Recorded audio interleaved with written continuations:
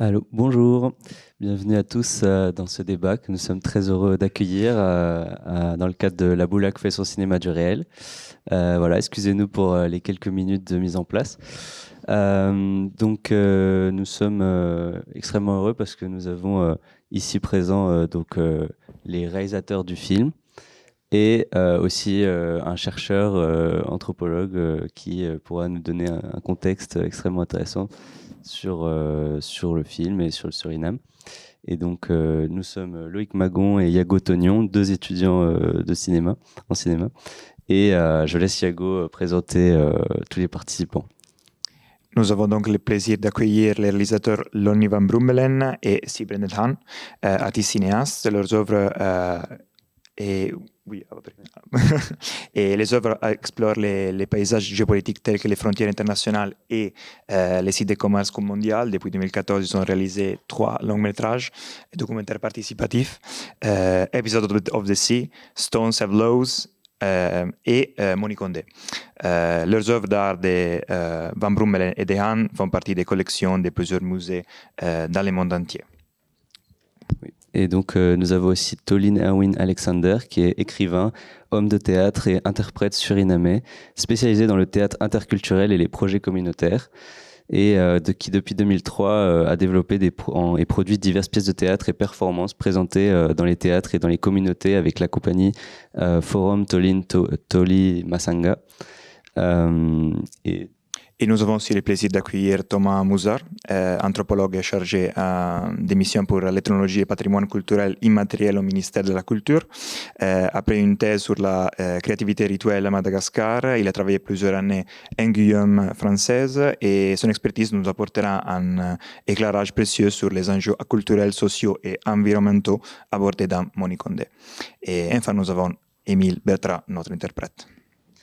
Donc je commence directement avec une première question dirigée vers les réalisateurs du film, Lonnie van Brummelen et Tolin Erwin Alexander. D'abord, que signifie le mot Moniconde ? Pourquoi l'avez-vous choisi comme titre ? Et comment est née l'idée de ce film ? Voilà. Est-ce que vous pouvez nous en dire plus et aussi sur l'idée que le film tourne autour de ce fleuve ? Moniconde is an existing word. I think actually you can tell it better, but I will tell it in in Suriname, the area at the coast, in the coastal area where the plantations were, was for Maroons who lived in the interior, always the place where you could buy things with money. There was no money in the interior, but you needed money in the coastal plain. So this area is still called Moniconde, or also Baka Conde. Baka meaning whites, but it also kind of means outsiders. The term has broadened a little bit. So Moniconde is an existing term, and we came across this during the making of Stones Have Laws. It was actually it was the previous film. I'm not going to go very long into it because that can also be a very long conversation. But in short, the film was about ancestral stories, like traditions that were passed on about colonial history, how the Maroons of the ancestors freed themselves from slavery and then built up new communities in the rainforest. And in one scene, because we were making a film, we handed the contracts that you always need for cinema, like that you give the right to screen the film. And then in this discussion, the word Moniconde was dropped. It was said, "Oh, this is papers from Moniconde," and and this was kind of appealing. This term stayed with us. This was one of the starting points for this film. Yeah, do you want to add? No? Oui, donc en fait, ce terme, c'est un mot que les gens utilisent vraiment au Suriname. C'est assez intéressant parce que c'est un terme qui est vraiment utilisé uniquement sur la côte. En fait, dans l'intérieur des terres, les gens n'utilisent pas d'argent, mais par contre, dès qu'ils vont faire du commerce le long de la rivière, là, tout de suite, la question d'argent vient en jeu, puisque donc c'est la contraction de money country, donc le pays de l'argent. Et donc pour nous, c'était un terme qu'on a beaucoup entendu quand on a filmé. Les gens utilisent aussi le mot de baka, qui veut à la fois dire blanc et étranger, pour parler de ce commerce.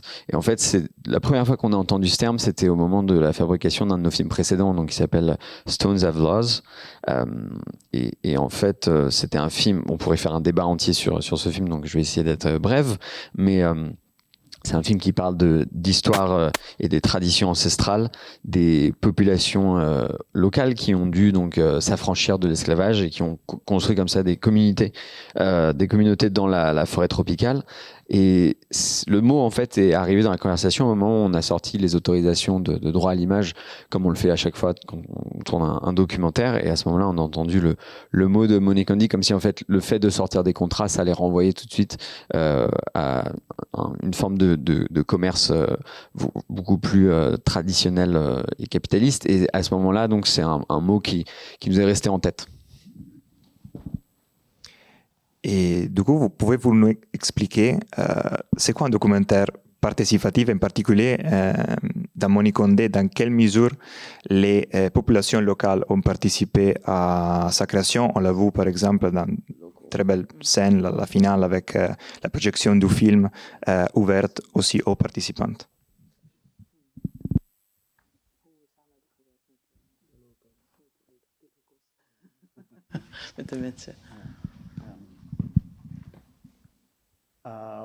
Let me say, nice to be here in this great.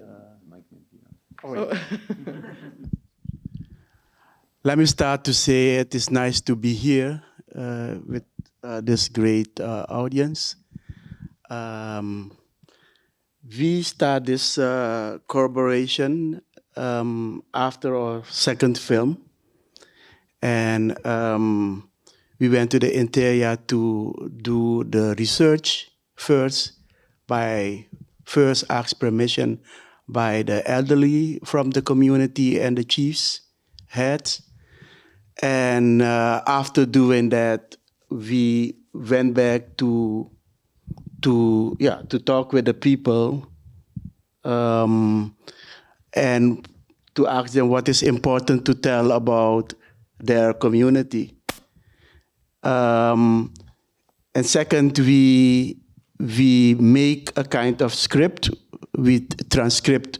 Everything was told by them. And we went back and we discussed the transcript with them, and they give the headlines and the stories. And from that, we developed a pre-script and went back and talk with them about the script that was developed, and they themselves edit their own part in the story. That is the way we work with them. It is To add that there's dialogues, and these are partly improvised. We would ask, like, if you would negotiate, because it's like existing situations, like so people have had these situations before, and then we would ask, if you would go into such a negotiation, what arguments would you use? And then, of course, they added or they improvised. So it was partly scripted, but the script was then actually reappropriated by the people themselves, and they gave it their own schwung, so to say. Yeah. Alors tout d'abord, je veux dire que je suis ravi d'être ici. Merci beaucoup d'être venu à cette projection. Donc on avait déjà fait un premier film avant dans lequel on avait commencé à développer une méthodologie. Donc ça commence par une phase de recherche. On va à la rencontre des communautés, on demande l'autorisation en fait aux chefs, aux aînés, voilà, de savoir si on peut venir filmer. Ensuite, on a un certain nombre de conversations avec les membres de la communauté. On essaye de savoir en fait ce qu'ils veulent raconter de leur vie. À partir de ça, on fait un scénario qui s'appuie donc sur les transcriptions de tous les entretiens qu'on a pu mener. Et ensuite, c'est une série d'allers-retours. On revient échanger en leur montrant cette ébauche de scénario qu'on a. Et à ce moment-là, donc, les membres de la communauté ont un droit de regard et peuvent modifier comme ils le souhaitent le scénario qu'on a. Eloni a ajouté que pour les parties dialoguées, en fait, ça repose en grande partie sur de l'improvisation, notamment parce que ces scènes-là s'inspirent directement de situations de leur quotidien. Donc on pense par exemple à des scènes de négociation. Vu que c'est des choses qu'ils pratiquent très souvent, on leur demande, voilà, dans cette situation donnée, quel argument est-ce que tu viendrais utiliser pour essayer de négocier. Donc il y a un canevas général qui va être écrit, mais ensuite, ils ont effectivement une certaine latitude pour adapter les choses comme ils le sentent. Et donc, je vous remercie encore d'être ici, faire partie de cette conversation, Thomas Mouzar. Et donc, je voulais vous poser une question pour donner un peu du contexte à cette histoire, à ce qu'on nous a expliqué. Qu'est-ce que finalement vous pouvez nous raconter selon vos connaissances du Suriname, de la Guyane, de ce film, un peu un contexte même historique aussi, si vous pouvez nous donner, et même si vous pouvez nous en parler aussi plus des marrons, voilà, ce serait super, merci. Très bien, merci. Et d'abord, permettez-moi de vous remercier pour ce film que j'ai beaucoup apprécié. Effectivement, je suis anthropologue, mais j'ai travaillé surtout sur Madagascar et j'ai habité en réalité en Guyane française, comme on dit, pendant 7 ans. D'abord à Awala-Yalimapo, qui se trouve à l'embouchure du Maroni, donc ce fleuve là que l'on parcourt pendant tout le film et qui fait la frontière entre la France et le Suriname, qui se trouve juste en face de Galibi, qu'on voit dans le film, hein, donc chez les Kalinia, et puis ensuite à Cayenne. Et donc effectivement, j'ai eu l'occasion régulièrement dans le cadre de mes fonctions à la direction des affaires culturelles, donc au ministère de la Culture en Guyane, et de me déplacer sur ce qu'on appelle les communes de l'intérieur en Guyane.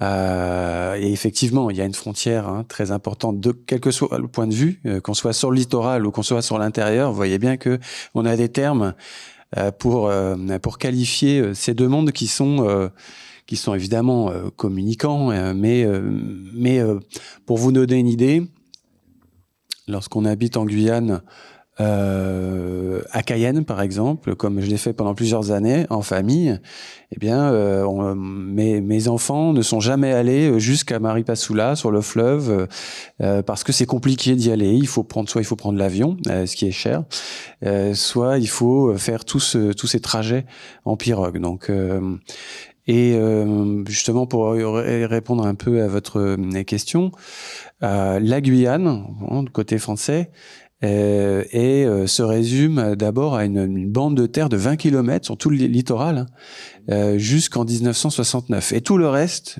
c'est-à-dire la grande partie du territoire, ce qu'on appelle le territoire de l'Inini, voilà, avec un régime d'indigénat. Et avec quelques centaines de personnes qui habitent Wayana, Wayampi, des Amérindiens. Hein, on a 6 groupes, 6 communautés amérindiennes. Et ceux qu'on appelle en français les marrons, ou maroons en anglais, et qui s'appellent même Bushinengue ou Fiiman dans le film, ou Bushi Kandesama. Donc l'histoire de ces peuples, je vais faire rapide, hein, mais et d'ailleurs c'est expliqué dans le film. C'est lié à l'histoire du marronnage, donc le fait non seulement de fuir les plantations esclavagistes, et dès le XVIIe, dès le XVIIe et le XVIIIe siècle, par vagues, comme ça, on a des vagues de marronnage, des gens qui s'enfuient des plantations, hommes et femmes, et vont se réorganiser dans la forêt, au contact notamment des Amérindiens, réapprendre à vivre dans cet environnement, la forêt amazonienne, et puis continuer à lutter contre les plantations aussi. Alors c'est un phénomène qui est beaucoup plus important au Suriname, donc ancienne Guyane hollandaise, qu'en Guyane. Vraiment plus important, puisque là on parle de milliers, dizaines de milliers de personnes qui ont marronné au Suriname, en Guyane jusqu'à une centaine par dizaine, donc c'est beaucoup plus sporadique, du fait qu'il y avait beaucoup plus de personnes réduites en esclavage côté Suriname, à peu près 300 000 personnes, plutôt 30 000 côté Guyane. Peut-être je m'arrête là pour... Oui, si vous... Et on peut préciser qu'il y a eu 6 communautés de marrons. Donc là, on voit Paramaka, Djuka, les Sahamaka, les Kwinti, voilà, les Aluku, bien sûr, et que ces communautés existent toujours avec des langues qui leur sont propres, qui sont des langues créoles, à base lexicale anglaise, et portugaise aussi pour les Sahamaka, puisque, comme vous le savez sans doute, la tactique de l'esclavagiste, c'était de diviser pour mieux régner et de faire en sorte que sur sa plantation, les personnes réduites en esclavage ne soient pas de même origine, donc ne partagent pas la même langue, les mêmes cultures. Ce qui fait que ces fugitifs, ces marrons, ensuite ont réinventé une langue, mais réinventé aussi une culture originale, et qui n'est pas une transposition de culture, de système culturel africain tel quel en Amazonie, comme on a pu un peu assister là-dessus à une époque. Donc, j'arrête là. Merci beaucoup. Ben merci. Et si vous voulez aussi ajouter 2 mots concernant la situation actuelle, bien sûr, en Suriname et Guyane française, c'est bien. Mais aussi peut-être quelques mots en plus sur le rôle des bateliers. Les films mettent en avant ces figures essentielles au commerce et aux échanges. Et quel est le statut de cette figure dans la société actuelle?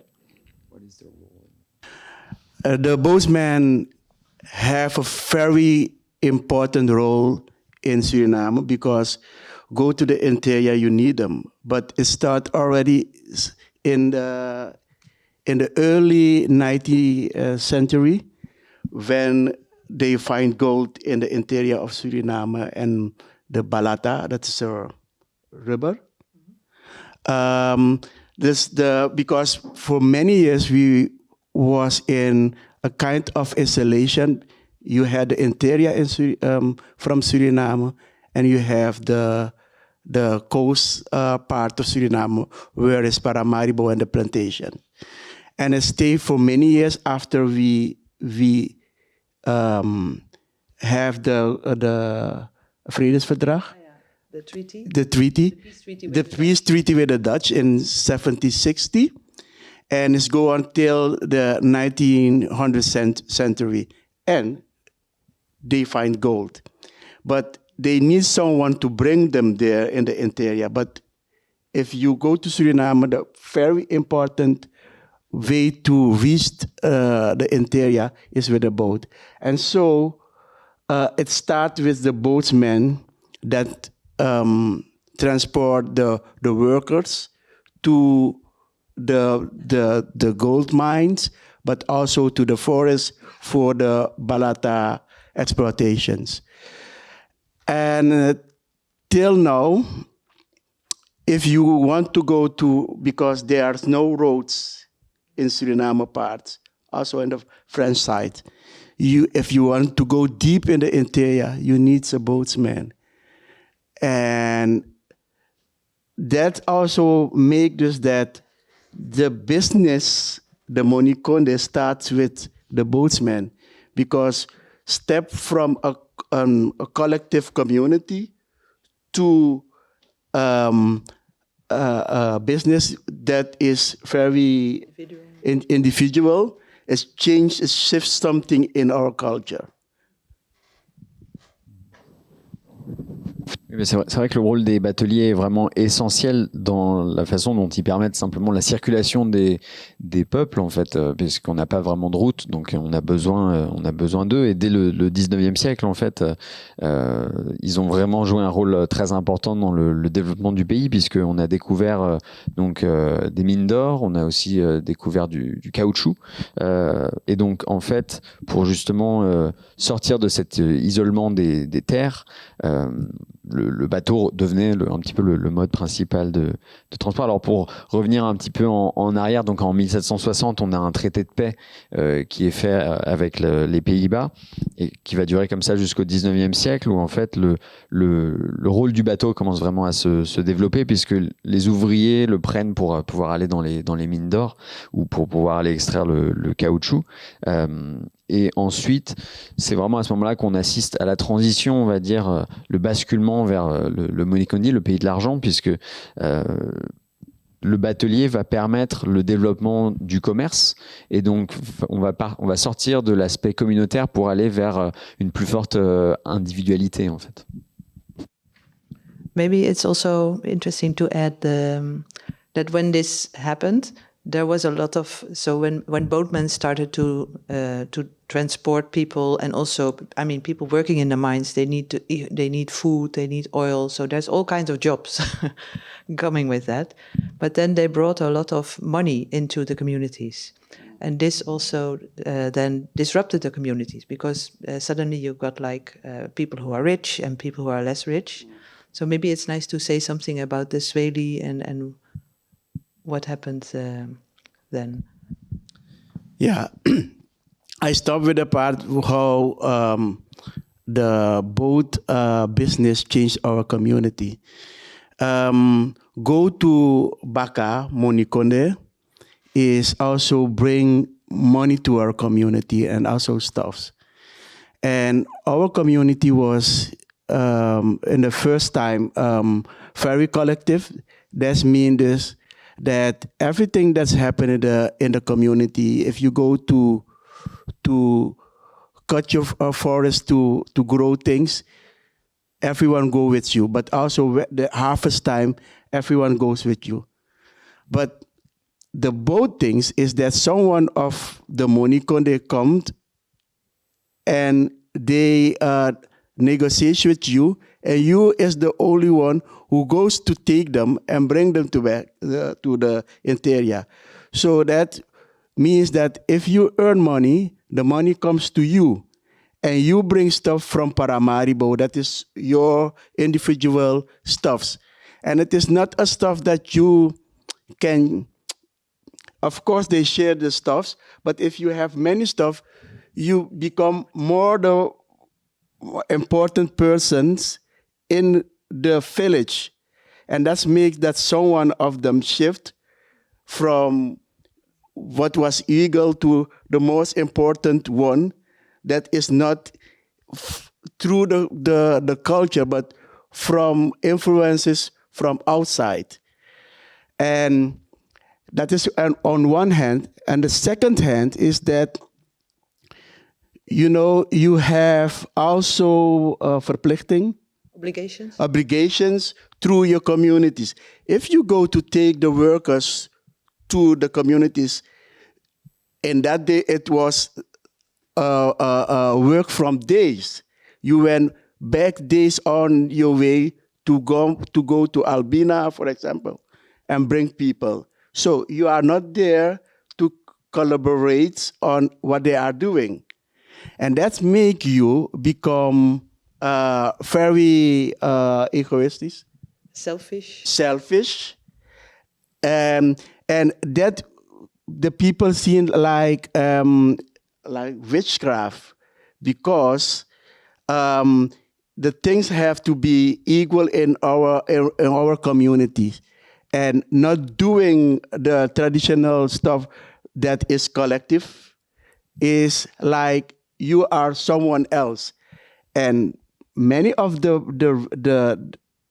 one who become rich with the money stuffs from the Western thing, they are the most rich people. and we had the Shweli.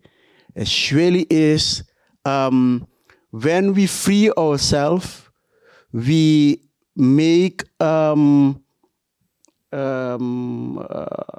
zijn met elkaar overeengekomen. Yeah, we made a bond or make an agreement. We make agreement with each other that is our community. Such thing we should not do. We should not fight against each other. We should go and negotiate with people from the Western community collectively. But like doing the business is broke all those things, and that is we consider like VC. And most of those men who had become the rich one in the community was the biggest VC man of our community. And so they have to deal with the rules of the Shweli. And Shweli become a very famous justice institutions, because when those people die, they said that what they collect is on a witch way, is witchcraft. Thus, you do it on an unjust way. Thus, your goods will go back to the community. And so your family is not the one who can inherit your property, and your property share with the community. And so the Shweli things become a very famous thing in the 50, 60 till the 70. Yeah, I thought it was a very interesting system to redistribute wealth. Yeah. Je voulais d'abord ajouter, donc effectivement, les bateliers ont été vraiment essentiels à l'essor justement de tous ces ouvriers, parce que ils les amenaient donc sur leur lieu de travail. Il fallait qu'ils puissent se nourrir, il fallait aussi leur apporter de l'essence, et donc ils étaient comme ça essentiels à l'afflux d'argent qu'il y a pu y avoir dans la communauté. Et souvent, ce sont eux les premiers à être devenus en fait les plus riches de la communauté. Alors ensuite, ce qu'a ajouté Toline, c'est que le bateau a vraiment, donc comme je le disais, fait basculer le pays vers le Baka, vers le Modikandi. On a eu comme ça cet afflux d'argent qui au début était vraiment centré donc sur les pirogues justement, puisque en fait à l'origine, quand vous vous lancez justement en tant que batelier, l'argent va venir directement vers vous. On va vous solliciter énormément pour pouvoir comme ça acheminer des gens. Et donc ça a complètement bousculé en fait la hiérarchie de la communauté. Et on n'était plus du tout dans la culture telle qu'on l'avait développée, telle que la communauté marronne s'était mise en place. Là, on a justement un afflux d'argent qui vient de l'extérieur, et donc le devoir communautaire se retrouve brisé, puisque les bateliers, par essence, quand ils viennent acheminer des gens sur les lieux de travail, ils ne participent pas directement à l'effort collectif, et on a assisté souvent au développement d'un certain égoïsme. Et donc, en fait, ils ont été un peu ostracisés de la communauté, puisqu'ils ne participaient plus à l'effort classique qu'on pouvait voir. Et donc, c'était les premiers à s'être enrichis grâce donc à cet afflux d'argent occidental. Et ils ont en fait, malgré eux, mis fin à ce qu'on appelle la Shweli. Alors la Shweli, c'est un peu le pacte qui a été fait au moment où les populations se sont libérées. Donc il y avait un certain nombre de règles qu'il fallait respecter pour le bien-être de la communauté. Donc ça voulait dire par exemple pas le droit de se battre entre nous. Quand on va négocier avec les Occidentaux, on y va ensemble. Et en fait, les bateliers ont un peu cassé ce pacte-là. Et donc cette richesse-là a fait que ils étaient un peu en dehors de la communauté. Et la Shweli aujourd'hui reste assez importante dans la façon dont on a défini notre système judiciaire. Et donc il y a un système comme ça qui s'est mis en place dès les années 60, où en fait les gens qui s'étaient enrichis de cette manière-là, les bateliers, au moment de leur mort, l'argent n'était pas directement transmis à leur famille comme un héritage classique, mais il était réintégré, redistribué au sein de la communauté. Et comme nous a remarqué Loni, c'était une manière de redistribuer les richesses un peu par la force des choses. Merci beaucoup, c'est extrêmement intéressant. Et du coup, sur cette question donc économique, Il y a aussi la question finalement de l'évolution de la société entre la tradition et la modernité. Et donc, moi, il y a une phrase qui m'avait beaucoup touché, c'était la phrase « Parfois, je me dis que mon père vivait mieux que nous, même sans électricité et réfrigérateur ». Et donc, est-ce que ça exprime évidemment un désenchantement, mais finalement, il y a un rôle de la colonisation dans cette évolution, comme vous le disiez, sur le rôle de l'argent qui a été ramené par la colonisation. Et donc, est-ce que vous pourriez nous parler plus de ce sujet? Et donc, je voulais d'abord que les réalisateurs répondent et ensuite, vous pourrez donner votre avis, Thomas. Merci. It's a kind of an ambivalent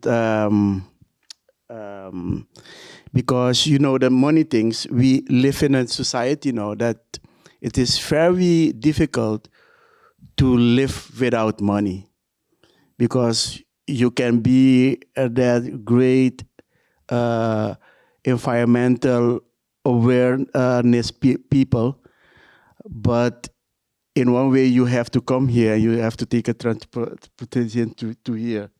And you have to pay someone to bring you here. I think for the people in the interior that still live in their community, I see it by my own mother. She grew up in the interior, and she is 90 years old. And in her time, they didn't had the communication and the relationship with the city like we have now. It was in a year, someone, maybe 5 years, someone go to the city and bring stuff, and only they bring is what you need. For example, clothes, and they collected them one time, and they live 5 years with their own what they grow on their plantation, on their garden. And now, if you are in the interior, you don't have children there, all your children raised up in Paramaribo, they couldn't even make a boat like Boogie Do. That means that you need someone, if you want to go to the city, you have to call one of your sons to come and bring you with the car. I know my father died almost 25 years ago, and he said, no, the world is so close together because living in the Kotika, where my area is close to the Maruena, the east side, it was, if you had a family in upriver, upstream, it take many years to see them. Sometimes if your grandfather lived there, that was my mother, you see him once in your lifetime because it takes you so many days to go river up.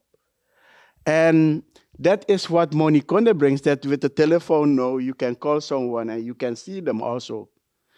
And if you don't have a telephone with a beltegoed with some money in it so that you can make calls, it's a problem, you know.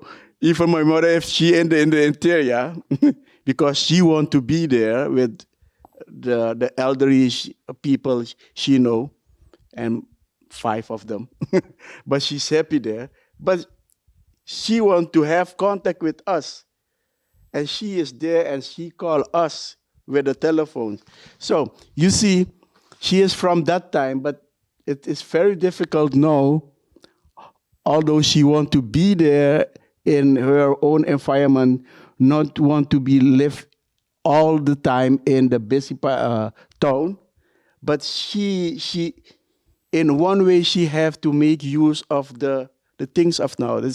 That is the problem we have, and I think that is also the movie to how to go back. This very difficult, but if you say you don't want to move further, yeah, everyone walk and you are further and you stay there.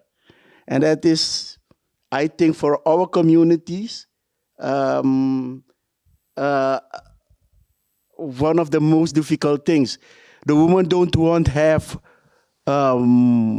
people work in the area with gold, but if they make the quokka, the people who can buy their quokka are the guys who work in the gold mine. On one way, you support them.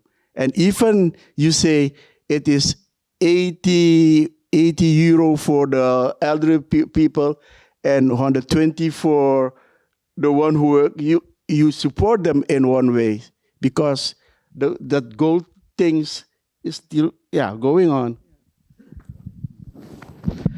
And I think... Oui, alors c'est vrai que j'ai une certaine ambivalence par rapport à votre question parce que on voit que dans le monde d'aujourd'hui, c'est impossible de vivre sans argent et on a beau être quelqu'un qui va être très au fait de la cause écologique, par exemple, venir dans un endroit comme ici, il faut acheter un billet d'avion, donc ça a forcément un impact. Et ce que je vois, c'est que pour les quelques personnes qui continuent de vivre à l'intérieur des terres, comme ma mère, par exemple, qui a 90 ans et qui vit encore dans sa communauté, elle, en fait, elle vit vraiment une vie qui est détachée des grandes villes. Et donc, c'est vraiment un fonctionnement en autarcie où peut-être tous les 5 ans, on a comme ça des acheminements de biens qui viennent de la ville. Donc ça va être des vêtements, par exemple. Le reste du temps, les gens vivent vraiment de leur récolte. Et donc, ce sont souvent des gens qui vont avoir des enfants qui, eux, ont fait le choix d'aller vivre dans les villes.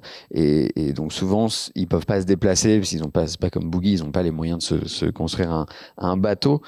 Donc, ils dépendent de leurs enfants pour venir les voir en voiture. Et je me souviens que avant de mourir, mon père m'avait dit c'est intéressant parce qu'aujourd'hui tout semble si proche. On a l'impression que dans notre communauté les choses se sont rapprochées. Et je pense que ce qu'il voulait dire, c'est que par exemple ma famille vient de la région du Kotika qui est à l'est du pays et on avait certains membres qui vivaient au nord de la rivière et donc c'était tellement loin, ça nous paraissait tellement loin qu'en fait on se voyait parfois seulement une fois tous les 2-3 ans. Et là, le propre grand-père de ma mère, par exemple, je pense qu'ils se sont peut-être vus une seule fois dans leur vie à cause de la distance. Aujourd'hui, c'est beaucoup plus simple. On peut s'appeler, on peut même se voir, à condition, bien sûr, d'avoir du crédit sur notre téléphone. Mais ça représente un peu un problème pour quelqu'un comme ma mère qui a fait ce choix donc de vivre au sein de sa communauté avec les aînés qu'elle connaît. Je pense qu'ils sont pas plus de 5 aujourd'hui. Et donc voilà, nous on a la possibilité de lui parler, de pouvoir l'appeler, mais elle a fait donc ce choix de rester ancrée là-bas et donc elle doit utiliser la technologie pour être en contact avec nous. Et je pense que c'est aussi une chose qu'on remarque dans le film, c'est que donc il y a certaines personnes qui font ce choix de ne pas déménager, mais ils voient bien qu'autour d'eux tout le monde est en train progressivement de partir et donc c'est vraiment en train de changer la communauté. Et en fait, indirectement, qu'on le veuille ou non, on finance d'une certaine manière ces grands changements-là. C'est-à-dire que, par exemple, même si vous achetez pas directement de l'or, quand vous allez acheter de la quokka, ça va financer les extractions d'or. Et même si vous avez des tarifs préférentiels, c'est quand même de l'argent qui va leur revenir en fin de compte. I think I want to add some small things so life has changed, making people in the interior more dependent on money. If your children study in the city, then to keep contact, you need money. Also, I think what Boogie said in the final discussion, I found that also really striking and well observed, that if there's you can still want to sail your boat with a paddle, like the old way. But then if everybody has an engine, no one will hire you as a boatman. So you have to make the step, so to say. But the other thing I wanted to add was that through climate change, because people have been living, supporting themselves with their vegetable gardens and with fishing and with hunting, but through climate change, and also because there's so many people now in the forest digging for gold and having shops, So all these people also hunt and they also fish. So there's way less fish, way less animals. And then if climate change then also destroys crops, it becomes more and more difficult to take care of yourself, making them, again, more dependent on shops and on money. So I think that's a process that comes with the deterioration of the environment and climate change. Yeah. Je voulais simplement rebondir en ajoutant quelques détails sur le fait que justement on voit que dans l'intérieur des terres, comme tu le disais, il y a une très grande dépendance en fait à l'argent, ne serait-ce que si vos enfants partent faire leurs études dans la grande ville, vous avez besoin d'argent pour pouvoir continuer à communiquer avec eux. Et Boogie le fait remarquer à un moment, en fait lui il a un bateau à l'ancienne, mais vu qu'il n'a pas de moteur, il est un petit peu forcé, il doit malgré lui se transformer son bateau, parce que sinon les gens vont arrêter de faire appel à lui. Donc on voit qu'en fait les changements climatiques viennent complètement changer la manière dont fonctionne le système là-bas, puisque on avait beaucoup de gens qui vivaient de leur potager, qui vivaient de la chasse, qui vivaient de la pêche, et en fait comme il y a un certain nombre de personnes qui commencent à aller s'installer dans les terres pour ouvrir des mines d'or, et en fait ce sont des gens qui vont aussi pêcher, qui vont aussi chasser, donc ça limite énormément les ressources qui vont être qui continuent d'être disponibles pour les habitants, et donc en fait ça renforce encore une fois l'importance de se tourner vers le commerce pour pouvoir se nourrir et donc d'utiliser de l'argent. Si vous, Thomas, vous voulez dire quelques mots concernant ces sujets. Oui, merci. Beaucoup de choses ont été dites, mais c'est vrai que les choses changent beaucoup dans la seconde moitié du XXe siècle. Le moteur arrive sur les pirogues dans les années 50, par exemple, pour donner une idée. Donc, évidemment, c'est adopté tout de suite par les bateliers qui sont les seuls à savoir naviguer sur le fleuve Maroni. Et le Tapanaoni, on l'a vu dans le film, c'est très compliqué, avec des variations très importantes de niveau. Et c'est un champ de pierre sous l'eau, donc voilà. De même que, en fait, dès le début, ces communautés marronnes aller, on l'a dit tout à l'heure, faire des radias sur les plantations pour se procurer de l'outillage ou de la nourriture ou libérer les leurs.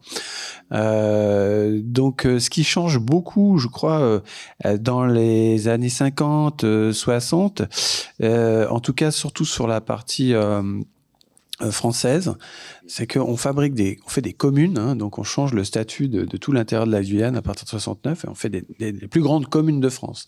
Quand vous êtes à Maripasoula, c'est la plus grande commune de France en superficie, c'est énorme, mais c'est quelques milliers d'habitants, donc des Wayana, des Aloukou et d'autres, des Créoles et puis voilà. Et à partir de ce moment-là, vous avez la scolarisation.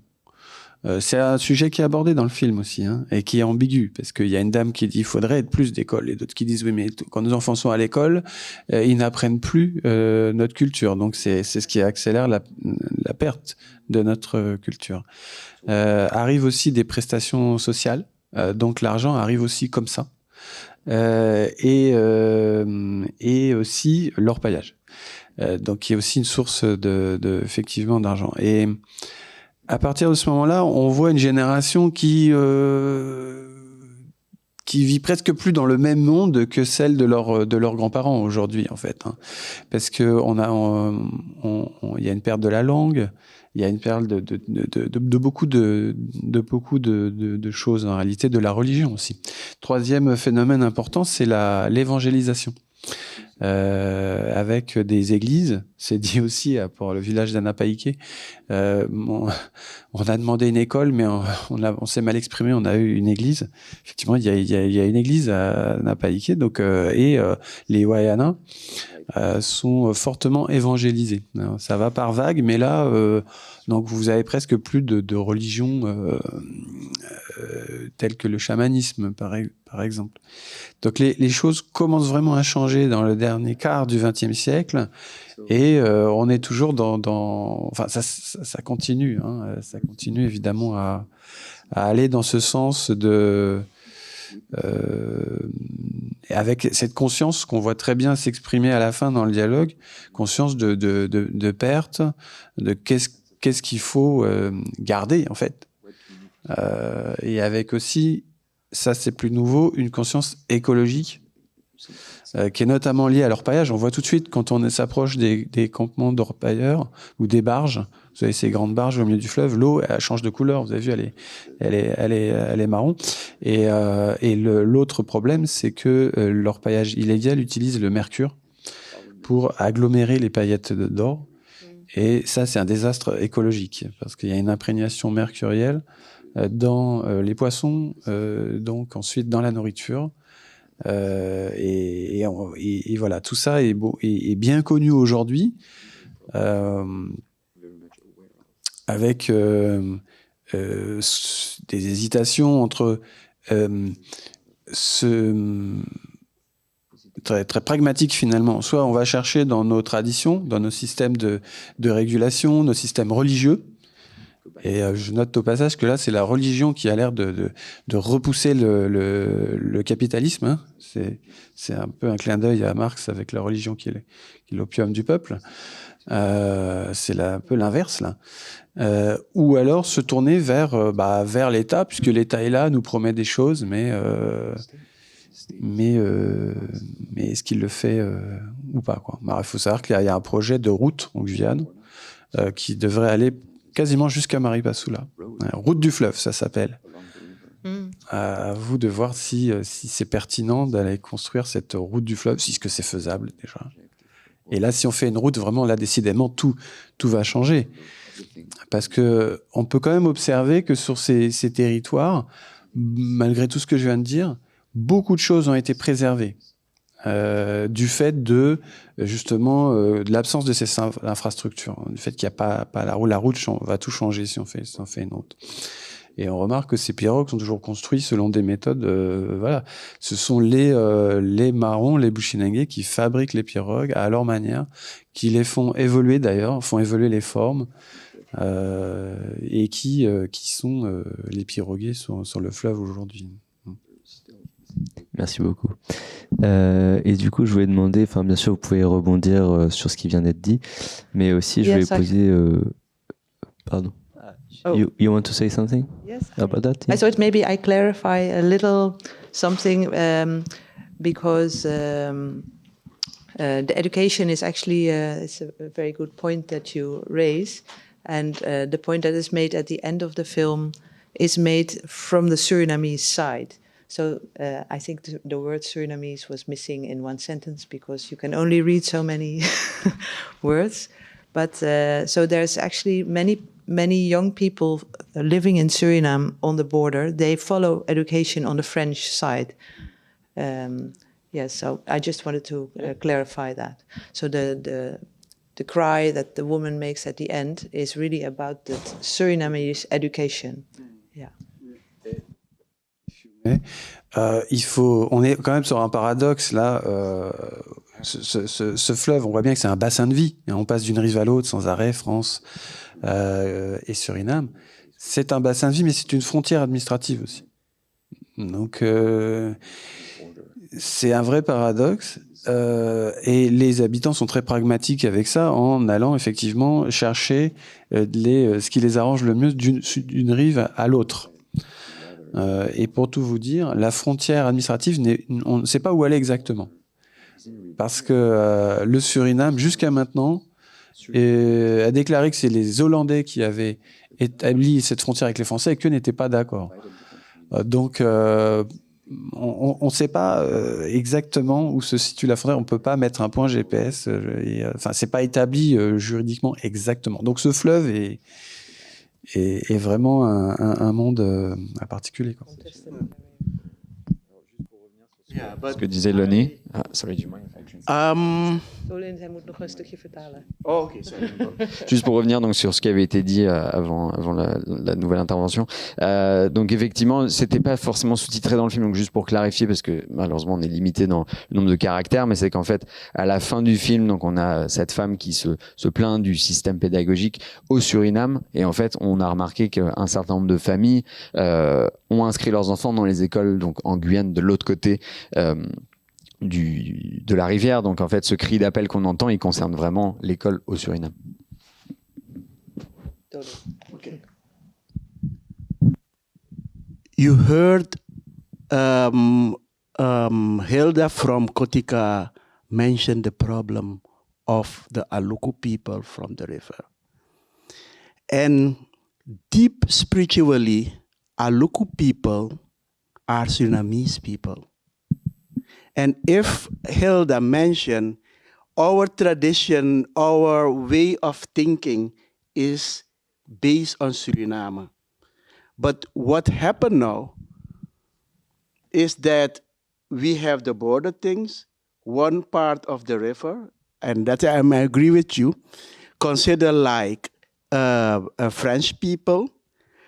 And the one who goes to French, that means they get all support from the French government. But truly, because I mentioned Kotika, I'm born in the Kotika from Suriname. That's the Kotika River. And you see, in the remembers, they brought all the history from the Suriname part to there. You heard the village Agichondo and all these villages are the places on the Kotika River. When she mentioned the problem is that parts that make our Surinamese like a Luku people, that is no more. She know that on the other side from the river, they who get the paper, they have there. And she talked about the school in Kotika. And one of the things she said, all the closet drove away. That means very figuurlijk, metaphorical, that the school are not more there. Is not more there. And it is a very Surinamese part of her, because she's Surinamese, that is she's mentioned. That is nothing with that part of that the French education and so. And I want also to mention one thing about our history. After we free ourselves from slavery, we built that's where we said our reparation, our first reparation start with that Maronasha things, because free yourself and build your own community is a way of not go back, but try to preserve what you have in your mind. And many of the things that still exist in our community, like the Shweli, like the Yonsu, religious-wise, are things that we preserve, that if you go to Africa, in some part of where they are no more. I went many years ago with someone from West Africa, and in each village we have what we call the asang. That must be a kind of entrance with palm things, and I tell him that is our interest, and this means that when you go into the village, all the bad spirits you left behind, and you go with the good things. I said, oh, this is what we had in West Africa, but it's only in storytelling. It doesn't exist more. By our, we like I mentioned before, we were in installation. That means that we cannot go to the interior, but also people from the coast if they come to us, they have also to ask permission to come and talk with us. That has also a good part, because that religious part from that start when we open, let's say, our community for them to come, and other way they open the community for us to go. In Africa, the Christianity start earlier. It's come with the colonizer, and that's make that in West Africa community, you see that part of the Western thinking and way of life make that some of our cultural things of be black, of be aware of ourselves, lost many years ago. And now in the 60s, when we open, and that's why it's right that churches come, and some of the community church bring the schools there, because our government are not so, because of the remote area, the school do not come with are except with what the government have in the interior, but with the church, the former church, the Catholic, and what we call the ABK, that is Protestant church. They have the schools there, but that is in the 50, 60, most of the place had that church and the school. And that's make that the influence of the church is from the last 50, 60 years. And in Africa and in Paramaribo, the influence of church in other culture exists for hundreds of years. Oui, alors effectivement, c'est un moment où on cite, on montre ce que dit Hilda, donc qui parle du peuple Aluku. Elle est vraiment, donc elle vient du Suriname, elle a vraiment un état d'esprit qui est vraiment propre à son pays. Et en fait, elle fait remarquer que vu que la communauté existe le long de la frontière, aujourd'hui on a donc la moitié des gens qui vivent côté français, donc qui ont accès justement à toutes ces aides du gouvernement français, alors que le Kotika est vraiment du côté surinamais, et je pense que ça c'est vraiment très lié à l'histoire en fait de tous ces villages qui se sont développés du côté surinamais de la rivière. On voit qu'aujourd'hui, c'est des communautés qui sont en train de disparaître, là où j'ai l'impression qu'elles sont plus aidées du côté de la Guyane. Et il y a cette métaphore qui est utilisée pour dire que les écoles se sont envolées. C'est vrai qu'en fait, on voit qu'au Suriname, il y a un certain nombre d'écoles effectivement qui ferment. Et ça, je pense que c'est lié en fait à des raisons historiques que je voudrais évoquer. C'est-à-dire qu'après avoir réussi à s'échapper donc de l'esclavage, les communautés donc se sont formées autour du marronnage, et donc on a commencé donc à construire une vie communautaire pour essayer de garder, de faire perdurer ce qui faisait la spécificité de nos identités, des choses qu'on voit encore aujourd'hui. Je pense notamment à la Choueli que j'ai mentionné, à certains aspects religieux. Et en fait, ça, ce sont des choses qui ont disparu aujourd'hui quand on va en Afrique. Je discutais justement avec une personne qui vient d'Afrique occidentale, et je lui parlais de ce qu'on appelle les Asang. C'est comme un portail en fait qui marque l'entrée dans le village, et dont le rôle est de chasser les mauvais esprits, que nous on a encore. Et en fait pour eux, ils me disaient mais ça c'est des choses qu'on entend seulement dans les contes, ça n'existe plus chez nous. Donc c'est intéressant de voir qu'en fait contrairement à ce que nous on a fait, eux, ils ont très vite ouvert leurs portes en fait aux évangélistes qui venaient justement propager le christianisme en Afrique. Ils ont ouvert leur communauté, et donc dès les années 50, les années 60, les seules écoles qui pouvaient exister, c'était des écoles catholiques ou des écoles protestantes. Et donc je pense que encore aujourd'hui au Suriname, on voit l'influence de l'Église qui s'exerce de cette manière-là. Et donc voilà, j'ai l'impression qu'en tout cas en Afrique, les choses ont évolué de manière un peu différente. Donc Donc si vous avez des questions dans le public, on va en prendre quelques-unes. Oui, je voyais le monsieur ici. Oui, à propos du marronnage, ça n'a pas été dit, mais les Français croient que marron c'est une couleur. En fait, c'est un mot espagnol, cimarrón. Et cimarrón, c'est le nom qu'on donne en Espagne aux animaux qui se sauvent des fermes et qui reprennent leur liberté, qui vont vivre en montagne et qui se reproduisent dans la nature. Donc on dit una vaca cimarrón, c'est-à-dire une vache cimarrón. Et cimarrón a été raccourci par les Anglais et les Français en marron ou maroons.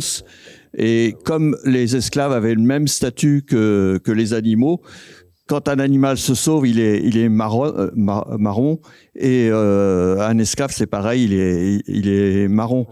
Et je voulais saluer quelque chose d'absolument extraordinaire de la part de toute cette opération de marronnage.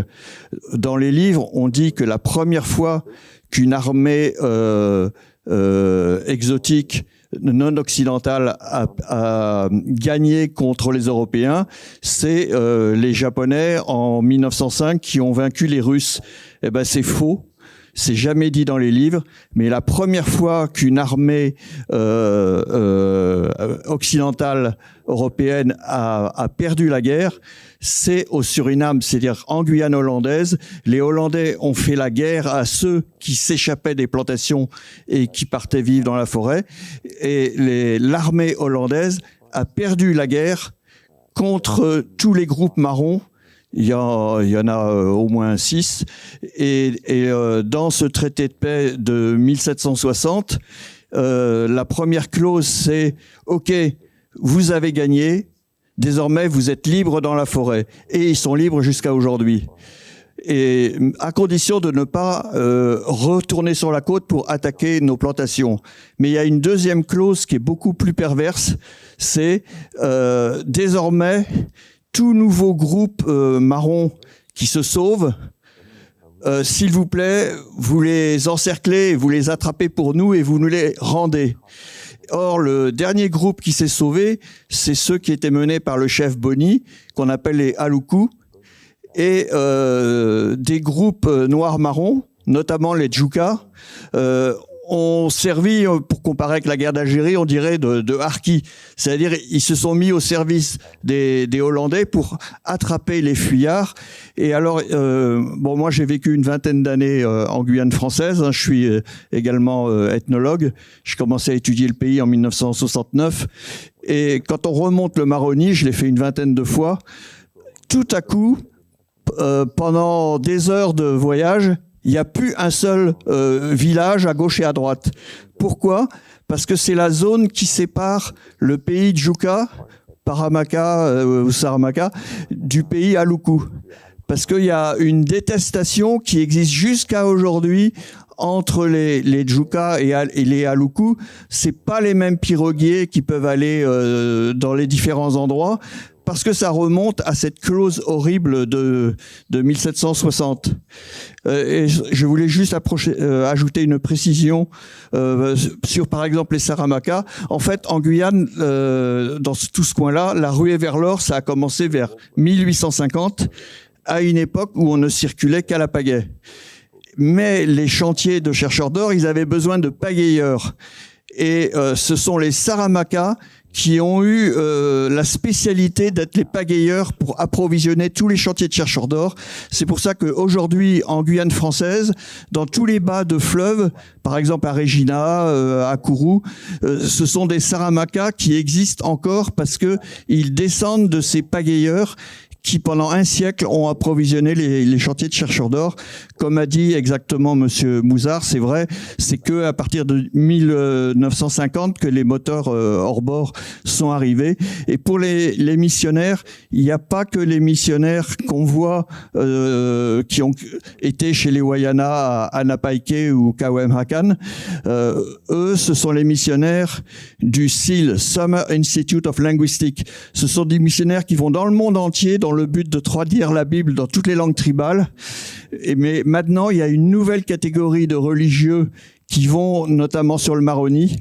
Ce sont les évangélistes d'origine brésilienne. On les voit notamment au sud, enfin à côté de Maripasoula, à Wakapu.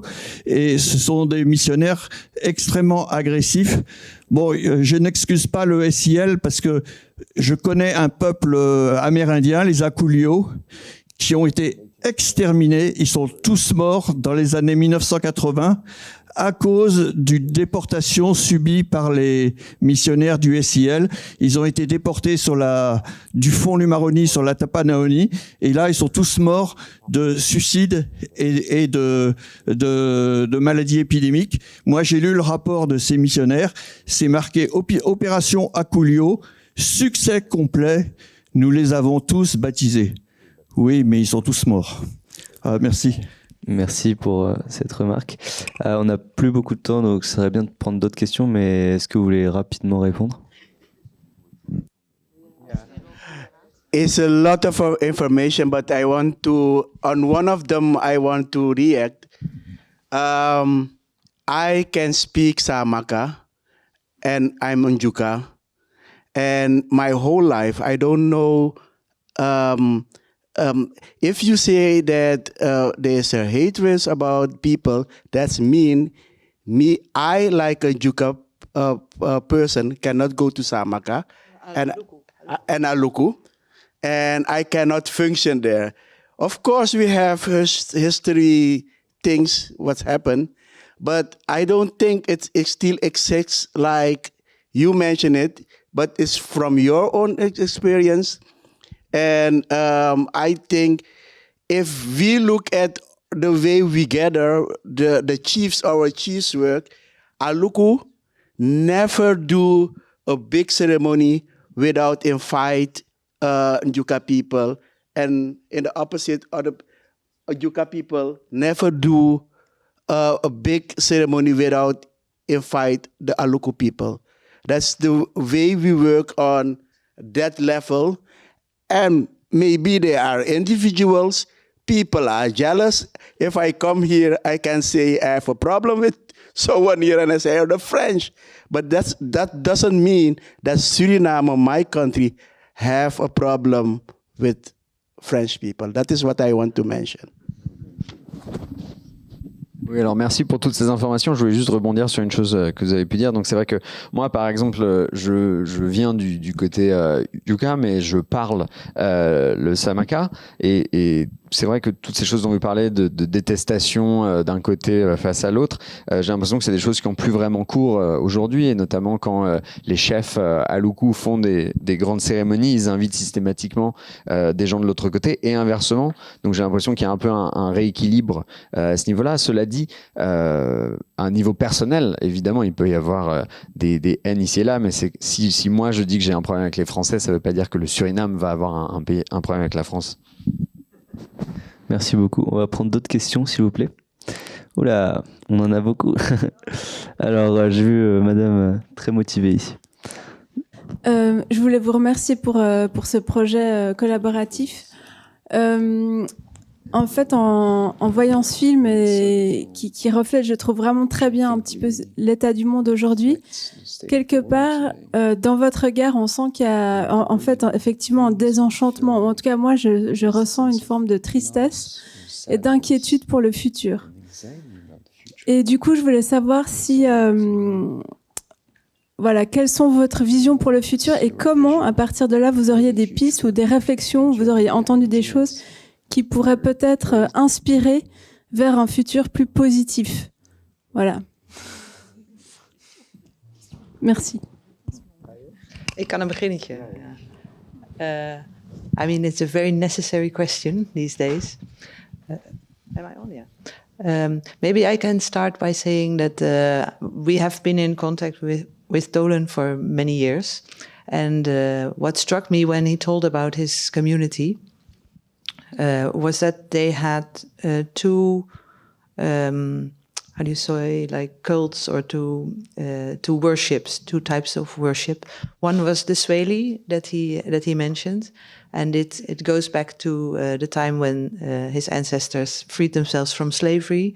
they made a bond on the plantation that they would never betray each other and always stay together.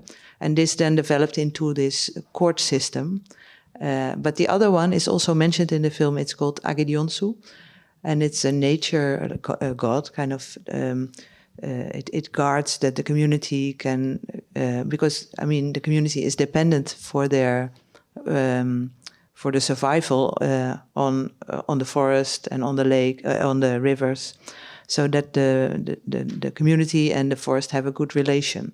That's Agedionsu, and I always felt like that these two religious institutions that their ancestors made already hundreds of years ago are actually now the two core issues, right? We have climate change and we have polarization. We have no unity. So I think it was very wise of these ancestors to recognize that these are two very important things to keep a people together and that it can persist into the future. So maybe there's, if we can steer our attention to those two subjects and learn that these are actually very important things, maybe we can learn some strategies. I hope that's a way forward. Yeah. Oui, alors c'est vrai que c'est une question essentielle que vous posez ici. Alors nous, on est en lien donc avec Tolin depuis un certain temps et on a constaté que au sein de sa communauté, il y a deux piliers qui sont vraiment essentiels. Donc le Sweli, ce système de règles qui est ancestral, dont il a parlé, qui repose notamment sur une sorte de pacte de non-agression entre les membres de la communauté et qui a influencé la manière dont fonctionnent leurs tribunaux. Et puis ensuite, l'Agedionsu, qui est un peu le dieu de la nature qui veille justement, qui protège la communauté et qui s'assure d'un bon lien justement entre les membres de la communauté et les éléments de la nature, notamment la rivière et la forêt, sur lesquels repose une grande partie de la survie en fait de la communauté. Et ça, ce sont des éléments qui existent depuis des centaines d'années et qui sont aujourd'hui un petit peu mis en péril, d'une part par le changement climatique et d'autre part par les divisions extrêmes qu'on peut constater. Donc, on voit en fait la sagesse vraiment de ces ancêtres d'avoir su déceler l'importance, à quel point ces deux éléments sont cruciaux. Et peut-être que si on se focalise sur ces deux aspects-là, on va pouvoir développer des stratégies pour assurer la pérennité des communautés. Yeah, the Guyana, that's French Guyana, Suriname, and Guyana, British Guyana. We are part of the Amazon area, and we cover almost 94% with forest. And if you see what happened there in our community, it's like it is time because it's ticking. That something that is very important for the world is now in a problem because of the Western way of life. Because Western is not one country only; it is all over the Western way of life. And one of the things I try to say in urban area is that we as people, we are part of the ecosystems. And people look with me with strange eyes from, how can we be part of this ecosystems? Yes, we are. Because we become greedy, we think about we progress and all that thing, profits, and all that stuffs that makes this that we live in this kind of disbalance. If we are not natural aware, environmental aware, we can less more, because even in where people live with this great lesson to teach the world about live in harmony with the nature, there is still a problem. And we see that without us, if we do not live in harmony with the nature, we will lose and the nature will go on. That's for sure. If all people die, I think nature will exist. Even if it's fire of water, the nature will exist and it will come back to what it was. But it is very important to be aware that without us, some of the species in the timeline we live now can only exist if we have more big awareness about it. That is what I think is important to tell with this movie and me personally, that we are part of the ecosystems and maybe try to live that greedy things, the greedy world we live on now, the telephones and all the things that we have to buy each year, because now if the telephone comes now, about 6 months you have no other one. And that is also for everything. If we can go back to leave that greedy lifestyle, we have more years to go as a human species.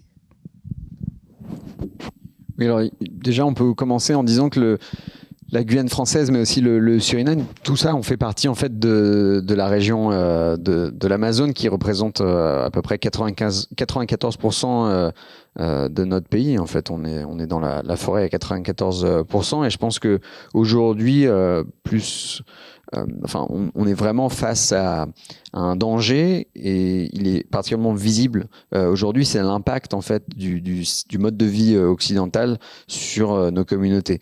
Et parfois, j'ai des conversations en disant aux gens que rien que le fait de vivre en ville, on alimente cet écosystème-là, et les gens me regardent en étant très surpris, alors qu'en fait, oui, je pense que le grand problème, c'est qu'on est trop cupide. On a les yeux rivés sur le profit, et ça crée comme ça un déséquilibre, puisque si on se détache de notre conscience de l'écologie, si les gens n'ont plus ce même souci pédagogique, à ce moment-là, on va avoir des problèmes, et si on ne vit plus en harmonie avec la nature, on court vers la disparition de l'espèce humaine, alors que la nature, elle se portera très bien si jamais plus personne n'est là pour vivre sur Terre. Donc pour nous, je pense que c'est vraiment essentiel d'avoir cette conscience-là, et je pense qu'il faut vraiment le dire. Il faut changer, je pense, notre façon de penser en en laissant la cupidité de côté. Rien que quand on pense à nos smartphones, j'ai l'impression qu'il faut en racheter un chaque année. Tous les 6 mois, il va y avoir un nouveau modèle, et ça c'est aussi valable pour un certain nombre d'autres objets. Donc voilà, si seulement on arrivait à laisser ça de côté, peut-être que les choses s'amélioreraient. Okay. Merci beaucoup. Du coup, j'avais vu 2 autres questions. So I have 3 questions briefly. One is cinematic nature, which is it was interesting how the camera was both trying to give you a sense of being in the place, especially the mode of transportation, being really point of view shots from the boat, on the motorcycle, on the bike, in the car, walking, etc. But then also these more pictorial shots that were more like paintings. So I'm interested in how you're moving back and forth between an embodied camera and a more painterly camera. That's one. And then on 2 questions related to the place, I was interested in what are the relations between the indigenous communities and the Maroon communities. The Maroon communities are also indigenous, but these kind of classically native communities and the Maroon communities, what is the relationships like between them? And then finally, it's fascinating because a lot of the movie is talking about, there's this shadow of European colonialism, which has structured the entire place. But in fact, I didn't see any white people in the movie. So I'm wondering, are there Europeans there? Are there still plantations? Because it's interesting that you have this entire system built by colonialism without actually colonists, or I didn't see any. I don't know if they've all left. So I'm also wondering, to what extent are there still, European settlers, or however you want to call them, there? Thank you. Alors peut-être que je vais traduire les questions une par une, comme ça va vous laisser répondre aussi en même temps. Alors la première, ça porte vraiment sur la façon dont le film a été fait visuellement. On a un certain nombre de plans qui viennent vraiment nous immerger au sein des décors. On a des plans à la première personne sur le bateau, sur des vélos, et à côté de ça, on a dans le montage des plans qui sont beaucoup plus proches de la peinture. On a vraiment une vision d'ensemble du paysage. Comment est-ce que vous avez fait au montage pour articuler ces deux langages-là? Maybe I can start with the first question. It's actually a very interesting question. It opens up a whole narrative, maybe. Let me start first by saying that I think we here, people in cities, we are really used to having all kinds of infrastructure, you know. There's roads, there's always electricity, there's tap water. We wanted to transport people into a world where that's all not there. So that's actually why we use this camera that is going with the people. Everything you want to move, you need to lift, you know. There's no roads, there's no cars. So it takes a lot of effort. Every day also after shooting, we were very tired because everything needs to be moved by hand in scorching heat. It's like you can't always see it, but it's very, very hot, also due to climate change. So that was one part of the camera strategy. But there was also something else. Actually, we structured the whole film according to Matto, which is a Maroon storytelling technique, where you have a narrator who's telling a story, but he's not on a stage, but he's kind of surrounded by audience who can always intervene and then tell a story of their own or come up with a song. So it's a kind of inclusive storytelling technique. And we felt that was very nice to show, to open up the narrative to include all these other communities. But this in this theater or like in this storytelling technique, you have three figures. You have the one telling the story. It has a name, but I won't go into details. Then you have the persons breaking in. They also have a name. And you also always have a pikiman. And the pikiman is a figure who actually, he doesn't really intervene in the story. He just confirms what's being said. Or he repeats one word or a few words. And in his tone, you're guided in how you can understand the story or how he's putting certain emphasis. It's a small role, but he really helps to keep the people focused. And actually, that's the role that we felt the cinema apparatus held. So we try to, look at the story being told and then think like, what do you need to see or hear to take you a little bit further? So that's why we sometimes opted for these wider shots, because then we felt you need to see how small these people are in this wide landscape.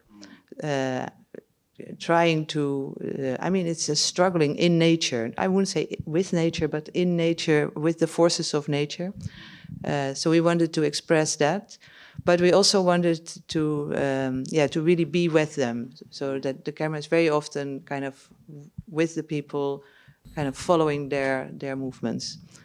So that's kind of, if this is answering your question. Yeah. Then there was another question about the lack of light. Oh yeah, sure.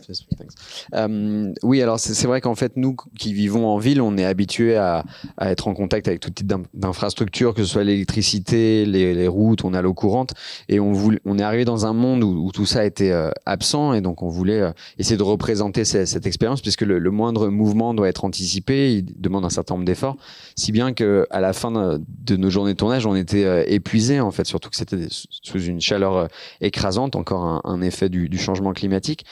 Et donc, en fait, on a réfléchi à la structure du mato, qui est de la tradition orale marronne, où on a souvent un narrateur qui vient raconter une histoire, mais qui va passer le relais, qui va faire intervenir des gens du public, qui va donner aussi la parole à des musiciens.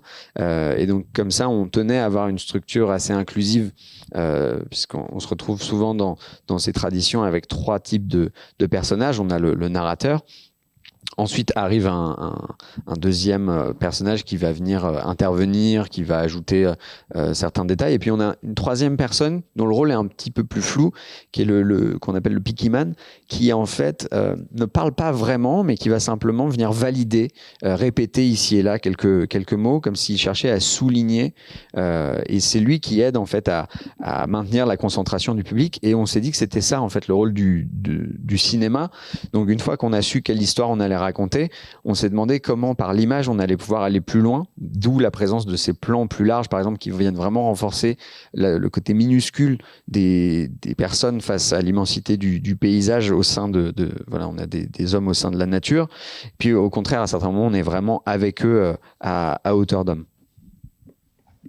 Excusez-moi, on va devoir vraiment faire plus court au niveau des réponses et des questions parce que il nous reste 5 minutes. Donc, la deuxième question était voilà. que vous aviez posée, c'était le lien justement entre les communautés autochtones et la communauté marronne. Quel est le lien qui existe aujourd'hui, même si les marronnes sont aussi des autochtones?